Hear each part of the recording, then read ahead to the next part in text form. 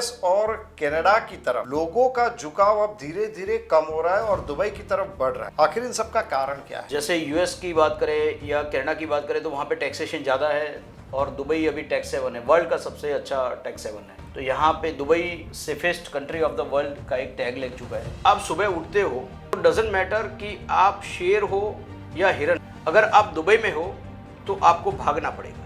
और यहाँ पे भी लोन मिलता है, वहाँ पे भी लोन मिलता है। यहाँ पे लोन थोड़ा बहुत महंगा है, वहाँ पे लोन बहुत सस्ता है। वहाँ पे 3.5 से 4.5% का इंटरेस्ट रेट है, यहाँ पे 8.5, ऑलमोस्ट डबल जैसा है। दूसरा बहुत अच्छा जॉब अपॉर्चुनिटी चार्टर्ड अकाउंटेंट के लिए। दुबई गवर्नमेंट ने बोला है कि इंडियन चार्टर्ड अकाउंटेंट जो सर्टिफाइड है उनको दुबई जाके प्रैक्टिस करनी हो तो कोई सर्टिफिकेट अलग से नहीं लेना है।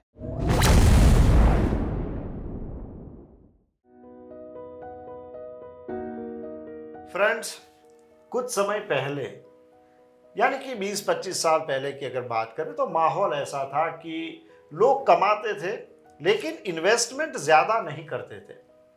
उनका पैसा जो है वो बैंक में रहता था और बैंक उनका तब अच्छा खासा ब्याज यानी कि इंटरेस्ट भी देता था। फिर समय धीरे धीरे आगे बढ़ता गया, लोग एफडी, पीपीएफ, फिर धीरे धीरे एसआईपी, एसडब्ल्यूपी, गोल्ड, इन सब में इन्वेस्ट करने लगे। लेकिन आज भी इन्वेस्टमेंट का सबसे बड़ा फील्ड अगर कोई माना जाता है तो वो है रियल एस्टेट। फ्रेंड्स, आज हम इंडिया के रियल एस्टेट की बात नहीं करेंगे लेकिन दुबई के रियल एस्टेट की बात करेंगे कि दुबई का रियल एस्टेट जो है वहां पे इन्वेस्ट करने से खास करके इंडियंस को क्या फायदा होने वाला है। क्योंकि आजकल हम देखते हैं कि लोगों का झुकाव जो है वो दुबई की तरफ बढ़ रहा है। आज हमारे साथ जुड़े हैं जाने माने real estate consultant Kalpesh Maheshwari, जो हमें बताएंगे कि भाई दुबई का जो रियल एस्टेट है उसकी रियलिटी क्या है। तो चलिए बातचीत शुरू करते हैं कल्पेश महेश्वरी से। कल्पेश भाई, आपका हमारे पॉडकास्ट में बहुत बहुत स्वागत है। कुछ समय पहले मैंने आपके साथ पॉडकास्ट किया था और वो था स्टूडेंट हाउसिंग का। लेकिन आजकल एक मुद्दा बहुत ही चर्चा में है और वो भी दुबई के रियल एस्टेट का। लेकिन सबसे पहले मैं आपसे ये जानना चाहूँगा कि यूएस और कनाडा की तरफ लोगों का झुकाव अब धीरे धीरे कम हो रहा है और दुबई की तरफ बढ़ रहा है। आखिर इन सब का कारण क्या है?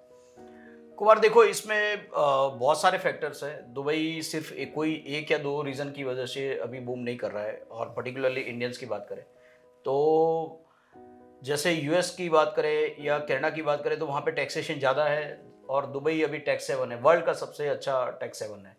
तो टैक्सेशन की वजह से लोगों को वहाँ पे टैक्स नहीं भरना पड़ता है, तो लोग वहाँ पे शिफ्ट हो रहे हैं, अपने बिजनेस शिफ्ट कर रहे हैं। जॉब भी अपॉर्चुनिटी मिलती है तो पहले प्रेफरेंस वहीं पे देते हैं। दूसरी चीज़ कि वहाँ जैसे यूएस में गन कल्चर है तो यहाँ पे Dubai safest country of the world का एक टैग लग चुका है। तो वहाँ पे भी क्राइम रेट ऑलमोस्ट 0 के करीब है। तो दुबई में क्राइम नहीं है। तो इंडियंस के लिए देखें तो डिस्टेंस नहीं है, वहाँ जाने में दिन लग जाते हैं, पूरा दिन ख़त्म होता है। या आप अहमदाबाद से अगर बैठो 2.5 घंटे में दुबई पहुँच जाते हो। ऐसे भी लोग जानता हूँ मैं कि जो सुबह जाते हैं शाम को वापस आते हैं, अपना बिजनेस का काम करके ख़त्म करके आ जाते हैं। तो ऐसे बहुत सारे रीज़न है जिसकी वजह से दुबई का लोगों का झुकाव जो है अभी बढ़ रहा है और दुबई का इंफ्रास्ट्रक्चर भी उसी तरीके से डेवलप हो रहा है। और गवर्नमेंट हर तरीके से बिजनेस के लिए और even they are planning every time new things. दुनिया की हर चीज़ बड़ी वहाँ पे आ रही है और सिस्टमेटिक है सब कुछ। तो आपको कल्चर यानी इंफ्रास्ट्रक्चर डेवलपमेंट या बिजनेस या प्रोफेशनलिज्म अगर आप देखो तो यूरोप जैसा मिल जा रहा है। टैक्सेशन यूरोप जैसा नहीं है या एशियन कंट्रीज जैसा नहीं है, टैक्स हेवन है। तो इन सब का आपको वहाँ पे कॉम्बिनेशन मिल जाता है, इसलिए लोगों का झुकाव। सिर्फ इंडियंस की बात नहीं कर रहे हैं हम, नज़दीक है इसलिए, बाकी वहाँ पे 191 कंट्रीज के लोग रहते हैं। ओके, लेकिन वहाँ पे एक हिंदी का भी फायदा है, मैंने सुना है। हिंदी का फायदा है। हिंदी का फायदा इसलिए कि दुबई का पॉपुलेशन, उनके जो रिकॉर्ड्स है उस हिसाब से दुबई का जो पॉपुलेशन है 54% इंडियंस है। ओके, बाकी पाकिस्तानी, बांग्लादेशी वो लोग भी हिंदी बोलते हैं, थोड़े बहुत अफगानी हैं, उनकी भी टूटी फूटी हिंदी है। तो आप समझ लो कि 70% लोग हिंदी जानते हैं। ओके। तो सो इन सब लैंग्वेज चीजों की लैंग्वेज वजह बैरियर से भी नहीं है, वहां जाने के बाद बिल्कुल। आपको लैंग्वेज बैरियर नहीं लगता है कि भाई आप इंडिया में हैं कि वहां पे है। तो आपने कुछ मुद्दे बहुत ही अच्छे बताए, जैसे कि डिस्टेंस कम है, लोग तुरंत जाके वापस भी आ सकते हैं, टैक्स में भी काफ़ी बेनिफिट है। टैक्स हेवन बोला आपने तो, हाँ, टैक्स हेवन है। क्योंकि टैक्स हेवन है, वहाँ पे कोई टैक्स नहीं लगता है। लेकिन कुछ समय से जो मैं सुन रहा हूँ कि भाई दुबई का रियल एस्टेट एकदम बूम हो रहा है, उसका एकदम ट्रिगर हो रहा है। क्या सचमुच दुबई का जो रियल एस्टेट का बिजनेस है वो फायदेमंद है? दुबई के रियल एस्टेट की बिजनेस की जो रियलिटी है वो क्या है? देखो, मैं एक चीज फंडामेंटली आपको समझाऊं कि कोई भी कंट्री डेवलप होता है या कोई स्टेट डेवलप होता है तो पॉलिसीज ये वो जो भी इन्होंने बनाई है वो बहुत अच्छी है, और उन सबको इम्प्लीमेंट करने के लिए पहले क्या चाहिए? इंफ्रास्ट्रक्चर चाहिए, ऑफिस है।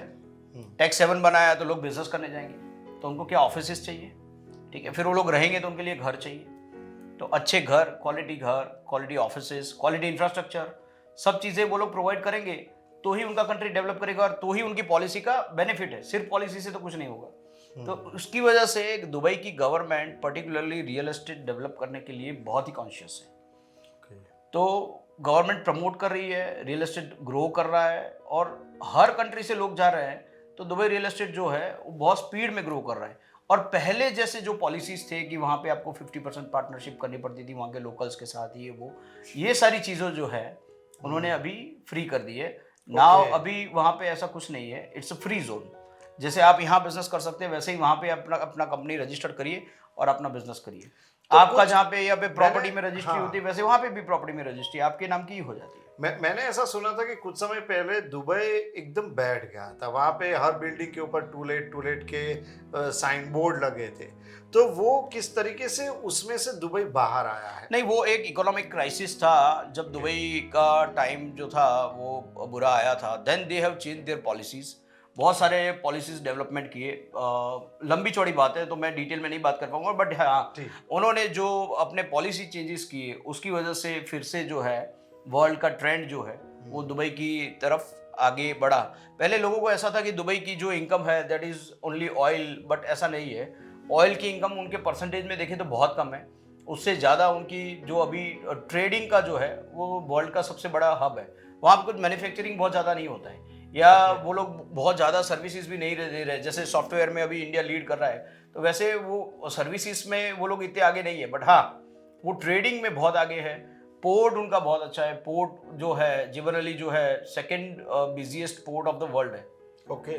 सो ऐसी बहुत सारी चीजें उनके क्योंकि पास सब है। कुछ वहीं से होके जाता हाँ है। हाँ राइट हाँ, राइट यानी राइट। ट्रेड बहुत बड़ा जो एक्सपोर्ट हो एशिया रहा है और यूरोप के बीच का बीच शायद का, वो एक हाँ हब वही है, वही राइट। वही है। तो जैसे शंघाई पोर्ट हो गया, और उसके बाद अगर आप बात करो तो जिबरअली की बात आएगी, फिर अपना नवा सेवा मुंबई आएगा। ओके। ठीक है, तो ऐसे बहुत सारे रीजंस हैं जिसकी वजह से दुबई जो है उनका एयरपोर्ट जो है, आप देखो हमारे जितने भी यूरोप फ्लाइट जाते हैं ऑलमोस्ट सारे दुबई होके जाते हैं। ठीक है, तो राइट ऐसी राइट ऐसी बहुत सारी चीजें, दे हैव इंफ्रास्ट्रक्चर फैसिलिटीज उनके पास बहुत अच्छी है और वर्ल्ड क्लास है, और उसको वो मेंटेन भी बहुत अच्छे करते हैं। और इन सबके पीछे सबसे बड़ी चीज गवर्नमेंट है। कायदे कड़क है, मेंटेन अच्छा करते हैं, और गवर्नमेंट सपोर्ट अच्छा करती है। ओके। तो इसका मतलब ये हुआ कि दुबई ने अपनी पॉलिसीज में ऐसे चेंजेस लाए कि जिसकी वजह से वो सबके लिए बिजनेस फ्रेंडली हो गया, बिजनेस फ्रेंडली हो जी। गया, और उनके जो उनके राजा है उनका विजन भी बहुत अच्छा है। He is a visionary man. आप जब भी कहीं भी यूट्यूब पे जाइए या सोशल मीडिया में जाइए, उनके अगर कुछ बहुत कम बोलते हैं, बहुत कम आपको दिखेंगे, बट कहीं भी उनके आपको भाषण वगैरह सुनने मिले तो आप देखना वो उनका विजन जो है वो बहुत ही क्लियर है, बहुत ही और बहुत क्लियर ही अच्छा है। मैं आपको एक छोटी चीज़ बताऊंगा। मैंने एक सोशल मीडिया पे उनका एक क्लिप सुना था उनके किंग का। उन्होंने बोला था कि आप सुबह उठते हो तो डजेंट मैटर कि आप शेर हो या हिरन हो, अगर आप दुबई में हो तो आपको भागना पड़ेगा। क्या बात। कहने की बात यह है कि अगर शेर हो और नहीं दौड़ोगे तो भूखे मर जाओगे, और अगर हिरन हो और नहीं दौड़ोगे तो शेर खा जाएगा। हाँ क्या बात है, बहुत बढ़िया बात बोली। तो ये विजन लेके वो लोग चलेंगे। यहाँ पे हो, काम करो, दौड़ो, भागो, कमाओ, मौज करो। अच्छा, आपके हिसाब से तो अभी ये लग रहा है कि भाई दुबई जो है वो टैक्स हेवन भी है और बिजनेस की बहुत सारी अपॉर्चुनिटीज है, और रियल एस्टेट की अगर बात करें तो वो भी आपने बहुत बढ़िया बताई। कम से कम अगर मुझे इन्वेस्ट करना है, किसी भी इंडियन को इन्वेस्ट करना है, तो दुबई में कितनी लागत लगती है, कितना इन्वेस्टमेंट चाहिए? देखो वहाँ पे दिराम में चलता है, दिराम का रेट ऑलमोस्ट 24 रुपए के आसपास है। Okay. तो अगर छोटी प्रॉपर्टीज की बात करें जो अभी हम लोग वहाँ पे देख के आए, या जो लोग अभी लोग हमारे इंडियंस वहाँ पे ले रहे हैं, तो स्टूडियो अपार्टमेंट 1 मिलियन दिराम से शुरू होता है, यानी ऑलमोस्ट 2.5 करोड़ के आसपास की आपकी कॉस्टिंग इंडियन करेंसी में हो जाती है। इतना इतना तो इन्वेस्टमेंट कम से कम 2.5 करोड़ इंडियन लेके करेंसी, चलने हाँ का कि इतना भाई इतना लेके चलना अगर है। आप 2.5 करोड़ या उससे ज्यादा इन्वेस्ट कर सकते हो दुबई में, तो आपके लिए दुबई हेवन है। हेवन, फिर बाकी सारी चीज़ों में हेवन है। अभी गाड़ियाँ हमारे से वहाँ वहाँ पे टैक्स नहीं है, यहाँ पे 40% टैक्स है, गाड़ियाँ सस्ती है वहाँ पे, okay, right right right. Petrol सस्ता है, तो पेट्रोल वहां पे हमारा पैसा बच जाता है। हाँ वहाँ पैसा बचता है ना। वहाँ पे आप दुनिया की सब प्रीमियम कार्स आपको बहुत सस्ती मिलती है। यहाँ पे जो 1 करोड़ की गाड़ी है वो 60 लाख रुपए मिलती है। ओके, तो गाड़ियाँ सस्ती है वहाँ पे, बहुत सारी चीजें ऐसे, टैक्स नहीं है ना। बात क्या है, हाँ। टैक्स हेवन है। अब अपने हम Right, सब right. जगह अटके क्या है, हमारे यहाँ पे सिर्फ tax tax tax tax tax, हर चीज में बराबर। टैक्स लगा हुआ है, बाकी तो कॉस्ट सब जगह सही है। बिल्कुल बिल्कुल। अच्छा, मैंने बात की इन्वेस्टमेंट की कि भाई चलो आपने बता तो दिया कि मिनिमम 2.5 करोड़ के आसपास आपका इन्वेस्टमेंट रहना चाहिए।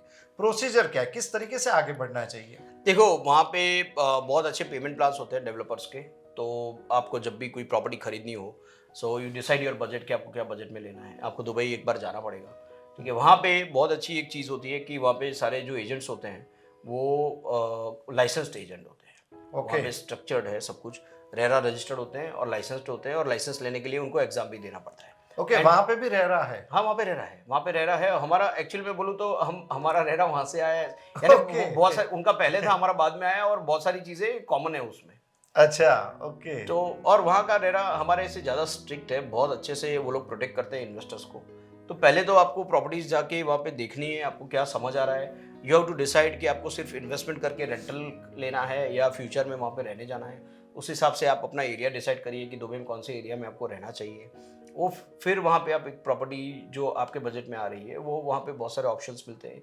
अच्छे एजेंट्स को फाइंड आउट करिए जो बहुत सालों से काम कर रहे हो या जिनके ट्रैक रिकॉर्ड अच्छे हो, और फिर उनके रेफरेंस से आप जाके वहाँ पे प्रॉपर्टीज ले सकते हो। और वो जो अच्छा सेफ क्या है कि जो भी पैसा डेवलपर के पास जाता है, व्हेन आप यू डू द बुकिंग, अगर आप बुकिंग कर रहे हो, अगर अपफ्रंट ले रहे हो तो ठीक है, आपका सीधा रजिस्ट्री, जैसे यहाँ पे रजिस्ट्री होती है वहाँ पे भी रजिस्ट्री होती है। यहाँ पे 6% स्टैम्प ड्यूटी है, वहाँ पे 4% स्टैम्प ड्यूटी है। और यहाँ पे भी लोन मिलता है, वहाँ पे भी लोन मिलता है। यहाँ पे लोन थोड़ा बहुत महंगा है, वहाँ पे लोन बहुत सस्ता है। ओके, अप्रोक्सीमेटली कितना होगा लोन अगर मुझे वहाँ पे 3.5 से 4.5% का इंटरेस्ट रेट है, यहाँ पे 8.5 है। हाँ राइट, बिल्कुल ऑलमोस्ट सही। डबल जैसा है। हाँ बिल्कुल सही। तो तो वहां पे अगर मैं घर खरीद रहा हूँ तो मुझे 3 से 4% या 5% तक हाँ, ही, आपके आपका interest देना आपका है। जो यहाँ का इनकम है उसके बेसिस पे वो लोग डिसाइड करेंगे कि भी आपको कितना वहाँ पे लोन मिल सकता है, और उस हिसाब से फिर आपको लोन भी मिलता है। और अगर मैं आपकी तरह रियल एस्टेट कंसल्टेंट हूँ या ब्रोकर हूँ, तो मुझे वहां पे एग्जाम देनी होगी वो यस यस यस, यहाँ पे ऐसा नहीं लाइसेंस लेने है। के हाँ, लिए? यहाँ पे कोई भी इंसान बन सकता है, वहाँ पे ऐसा नहीं है। वहाँ पे अगर आपको रियल एस्टेट का काम करना है तो you have to take a license. License की फीस भी बहुत तगड़ी होती है, and every year you have to give again small exams for the renewal, also the payment for the renewal. वहाँ पे गवर्नमेंट को आपको देना पड़ता है। तो वहाँ पे रियल एस्टेट ब्रोकर होना बहुत बड़ी प्रिविलेज है। और जितने भी कंसल्टिंग लेवल के बिजनेस कंपेयर आप ले लो, इवन दो डॉक्टर्स ले लो या चार्टर्ड अकाउंटेंट ले लो, सबसे ज्यादा अगर वहाँ पे कोई किसी की ब्रोकरेज किसी की इनकम है तो that's a real estate broker.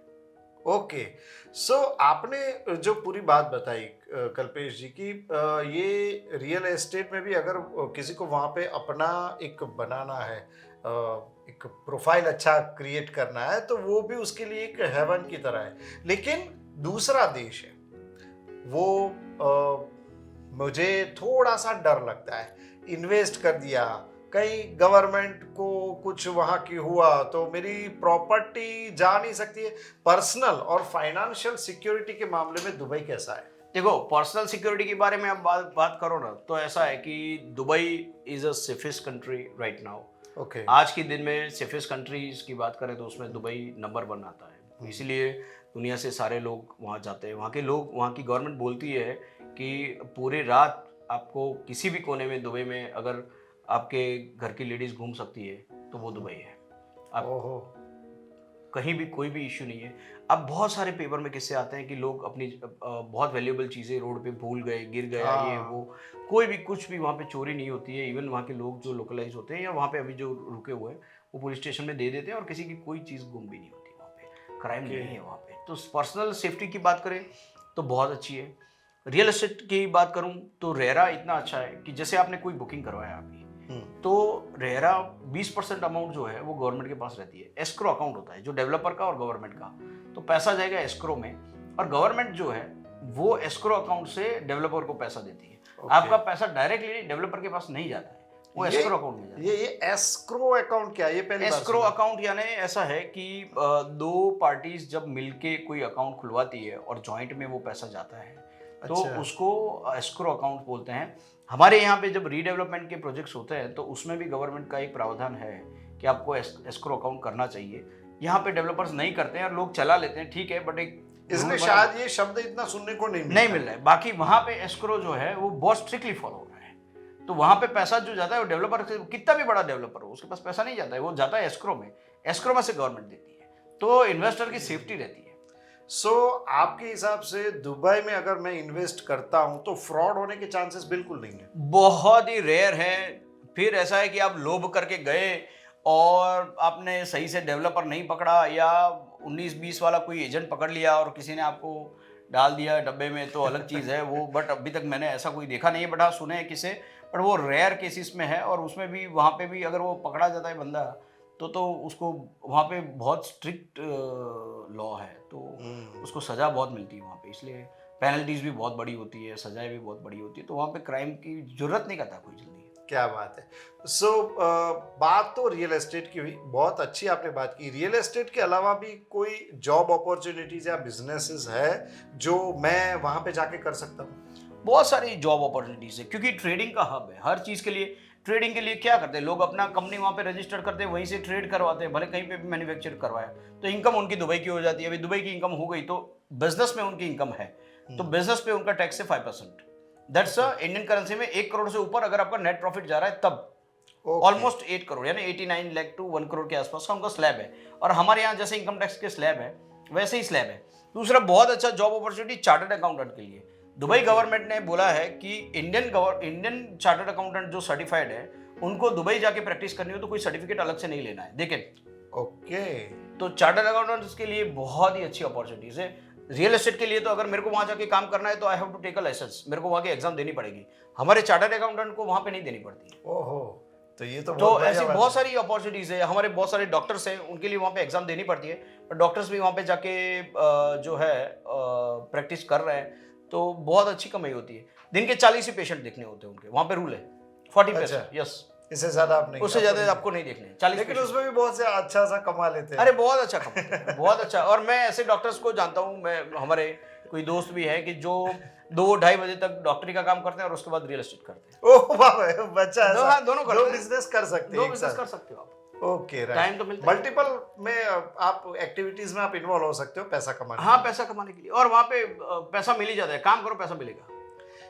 अच्छा, आपने बात की दुबई का, अगर इतना सारा डेवलपमेंट है, अब जरूरी तो नहीं कि हर कोई दुबई में ही आए। दुबई के आसपास का भी डेवलपमेंट किस तरीके देखो, का मैं आपको, अगर हम दुबई की बात कर रहे हैं ना, तो दुबई ज़्यादा फेमस है इसलिए, otherwise it's a part of UAE. Okay. और यूएई के जो उनके 7 स्टेट्स हैं उसमें अभी जो डेवलपमेंट शारजाह लोगों ने बहुत सुना हुआ है क्योंकि वो दुबई को एकदम लग के है, ठीक है। अभी जो डेवलपमेंट चल रहा है वो रसल खेमा का चल रहा है, जो रसल खेमा लोगों ने सुना नहीं था, बट अभी विन कसिनो जो वर्ल्ड का सबसे बड़ा कसिनो है, तो मिडिल ईस्ट में कहीं भी कसिनो नहीं है, तो वर्ल्ड का सबसे बड़ा कसिनो अभी रसल खेमा में अल मरजान आइलैंड, वहाँ पे वो बना रहे हैं। दैट्स मेन मेड आइलैंड, क्योंकि टेक्नोलॉजी में वो लोग बहुत आगे हैं, तो उन्होंने आइलैंड खुद बनाया, दरिया, हाँ, समंदर भर के वहाँ पे आइलैंड बना के, और वहाँ पे अभी कसिनो बन रहा है, और उसके आसपास फिर पूरा रेजिडेंशियल और होटल्स का डेवलपमेंट करेंगे, और हमारे बहुत सारे लोग वहाँ पे ले रहे हैं, और बहुत अच्छा प्रॉपर्टी का एप्रिसिएशन भी आ रहा है, आगे जाके उसका रेंटल भी बहुत अच्छा आएगा। अभी रेंटल यील्ड की बात करें ना, तो समझ लो यहाँ पे अपने प्रॉपर्टी में इन्वेस्टमेंट करते हैं तो 6% तो बहुत अच्छा रेंटल यहाँ पे अगर मिल रहा है आपको, 4.5%, 5%। बड़ी सिटीज़ में कहीं भी ले लो, मुंबई ले लो, दिल्ली ले लो, अहमदाबाद ले लो, तो 6% से ज़्यादा रेंटल यील्ड नहीं है। वहाँ पे शुरू रेसिडेंशियल रेंटल है, यहाँ पे रेसिडेंशियल 3-3.5%, 2.5% यही आता है, वहाँ पे रेसिडेंशियल 8%, कमर्शियल 12-14%। ओहो, और यहाँ पे 6% कमाने के बाद भी आपको टैक्स भरना है। वहां पे तो आपको टैक्स 12 ही में भी नहीं टैक्स नहीं है। कुछ भी कमाओ टैक्स आपका 12 में भी टैक्स नहीं है। ओके। यहाँ पे 6 में भी टैक्स देना है, वहां 12 में भी टैक्स नहीं देना है। और वो जो आपने बिजनेस वाली बात कही थी उसमें भी 1 करोड़ के आसपास जाओ तब जाके 5% तब जाके। लगता है। ओके ओके ओके, तो मेरे ख्याल से भाई ये तो एक बहुत ही बढ़िया अपॉर्चुनिटी, कुमार जी, सपने जैसा मैं लग आपको रहा है। एक चीज बताऊं कि हमारे यहाँ कैपिटल गेन टैक्स इतना बड़ा है, इतना बड़ा कैपिटल गेन टैक्स है, लोग यानी त्रस्त हो जाते हैं कि आपने प्रॉपर्टी में से क्या कमाया। वहां पे आप समझ लो आपने 50 करोड़ की प्रॉपर्टी ली और 100 करोड़ में बेच दिया, 50 करोड़ प्रॉफिट किया, 1 रुपया सरकार को नहीं देना है, नो कैपिटल गेन टैक्स। तो गवर्नमेंट को इससे कैसे फायदा होगा अगर वो टैक्स नहीं ले रही है? नहीं, देखो उनकी बहुत सारे सोर्स ऑफ इनकम है गवर्नमेंट के, वहाँ पे उनके समझो ये ट्रेडिंग में से, फिर ये जो 5% का जो वैट लगाया हुआ है उसमें से, और बहुत सारी उनकी पेनल्टीज की इनकम है, या पोर्ट रिलेटेड इनकम्स है, रेंटल इनकम्स है, ये सारी बहुत सारी इनकम है गवर्नमेंट की। तो they have a money, oil की भी इनकम उनकी आ रही है, तो दे हैव अ मनी। ऐसा नहीं है कि उनके पास पैसा नहीं है, और पैसा आ रहा है। एक्चुअल क्या है कि पैसा जो आ रहा है वो सही तरीके से वो खर्च कर रहे हैं। यहाँ पे खर्च नहीं हो रहा है। पैसा तो यहाँ भी आ रहा है, यहाँ खर्च नहीं हो रहा है। पॉलिटिक्स आप भी जानते हैं वहाँ पे, ठीक है, ये लोकशाही है, वहाँ पे राजशाही है, तो फर्क तो दिखेगा ना, बहुत बहुत फर्क पड़ता है। अच्छा, आपने 2 चीज बताई, सबसे बड़ा कैसीनो खुल रहा है, और दूसरा आपने ये भी पहले बताया कि सबसे बड़ा एयरपोर्ट आ रहा है ना वहाँ पे। अभी भी वर्ल्ड का बिजिएस्ट एयरपोर्ट है, one of the busiest airport है वर्ल्ड का। और उससे बड़ा अभी वो जो है, इनके जो प्रिंस, इनके जो किंग है, उनके नाम पे अभी वहाँ पे अल मक्तुम एयरपोर्ट जो है वो अभी वहाँ पे बन रहा है। तो वो दैट्स इन दुबई साउथ। तो अभी दुबई के जो पर्टिकुलर एरिया की बात करें तो दुबई साउथ अभी फ्यूचर का ग्रोइंग एरिया है, क्योंकि 2-3 साल अभी उस एरिया में डेवलपमेंट चलेगा और एयरपोर्ट भी डिलीवर करने वाले हैं। तो दुबई साउथ में अभी बहुत सारे लोग रियल एस्टेट ले रहे हैं, क्योंकि आगे जाके एयरपोर्ट उसी एरिया में आ रहा है। एयरपोर्ट की बात से एक चीज याद आई कि मैंने सुना है गोल्डन वीजा। ये गोल्डन वीजा क्या होता है? गोल्डन वीजा ऐसा है कि 2 मिलियन दिरहम आप इन्वेस्ट करो, यानी इंडियन करेंसी का 4 करोड़ 80 लाख रुपए हुआ ऑलमोस्ट। ओके, उतना आप वहाँ पे इन्वेस्ट करो तो वो 10 साल का आपको वीजा दे देते हैं। तो 10 साल के वीजा में ऐसा है कि आपको वीजा नहीं लेना पड़ता, even you, your family and your spouses, इन सब के लिए आपको वीजा एक मिल जाता है। आप वहाँ पे रह सकते हो, काम पूरी कर सकते फैमिली हो, आप पूरी फैमिली आप जा सकते हो, शिफ्ट हो सकते हो, और यू कैन ट्रैवल एनीवेयर। आपको 10 साल के तक वीज़ा नहीं लेना है, और उसके बाद भी वो रिन्यू हो जाता है अगर आपकी प्रॉपर्टी वहाँ पे अवेलेबल, और ये वो सारे उनके टर्म्स कंडीशन है। तो that's we can say kind of permanent residency, but they are not giving a citizenship to anyone. वो किसी को सिटीजनशिप नहीं देते, बट हाँ, ये गोल्डन वीज़ा है, that's a good opportunity. Okay. और ऐसे देखने जाए तो जो लोग बिजनेस करने जा रहे हैं तो, और बड़े लोग जो है वो, उनके लिए अभी ये 5 करोड़ का अमाउंट बड़ी चीज़ नहीं है। तो वो गोल्डन वीज़ा ऑलमोस्ट, और बहुत सारे इंडियंस ने, लास्ट ईयर कुछ डेटा आया था कि 3 लाख इंडियंस जो है millionaires, they are shifting to Dubai. क्या बात है, यहाँ का धन और धनवान सब जा रहे हैं। सब जा रहे हैं वहाँ पे। और वो पेपर में ही था कि सबसे बड़ा रीजन है that's one, they have a threats from anywhere. यानी ऐसा नहीं है कि सिर्फ कोई पर्सनल थ्रेट्स आ रहा है, उनको गवर्नमेंट के थ्रेट्स लग रहे हैं, या उनकी सेफ्टी के थ्रेट्स लग रहे हैं, या उनके हेल्थ के थ्रेट्स लग रहे हैं, और फिनेंशियली वो लोग टैक्सेशन से त्रस्त हैं, उनको टैक्स ज़्यादा नहीं भरना है, और इंटरनेशनल बिजनेस हो गए हैं। तो इंटरनेशनल बिजनेस करने के लिए ईज ऑफ डूइंग बिजनेस वही है। मैं तो हमेशा हर एक को बोलता हूँ कि दुबई जाओ, क्योंकि अगर आपको इंटरनेशनल बनना है तो इंटरनेशनल मार्केट का गेटवे अगर आपका है ना, तो दैट्स दुबई। वहाँ पे गेट पे खड़े रह के देख लोगे ये 191 कंट्रीज यहाँ से मिलेंगे, कौन सी कंट्री में आपको जाना है वो भी वहां से मिलेंगे। क्या बात है।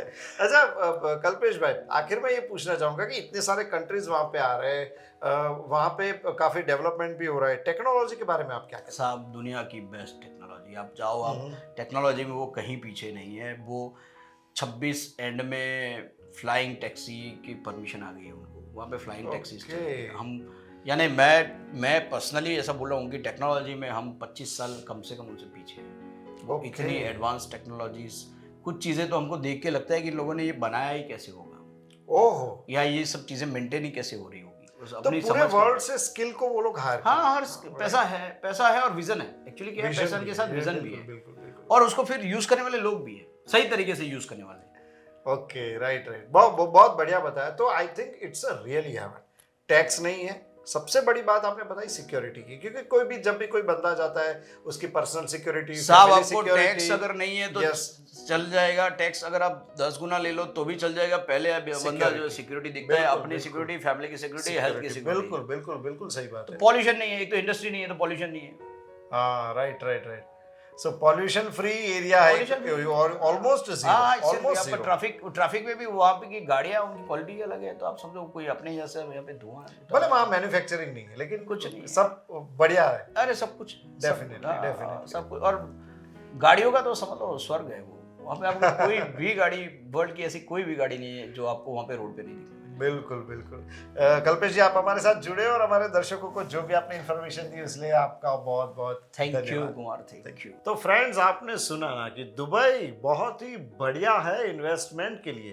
टैक्स हेवन है, सिक्योरिटी है, हाई फाई टेक्नोलॉजी है, तो भाई देर किस बात की। जिस तरीके से कल्पेश माहेश्वरी जी ने बताया कि दुबई एक बहुत ही बड़ा फाइनेंशियल हब बनने जा रहा है।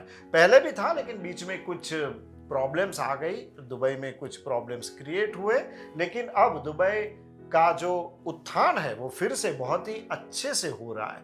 और पूरे वर्ल्ड के 191 कंट्रीज की बात करें तो वहाँ से भी लोग अब दुबई की तरफ अपनी नज़र कर रहे हैं। तो मेरे ख्याल से दुबई आने वाले दिनों में एक बहुत ही अच्छा बिजनेस हब बनने वाला है। तो दोस्तों, आज के लिए बस इतना ही। फिर मिलेंगे एक नए विषय में नए दोस्त के साथ। तब तक के लिए अलविदा।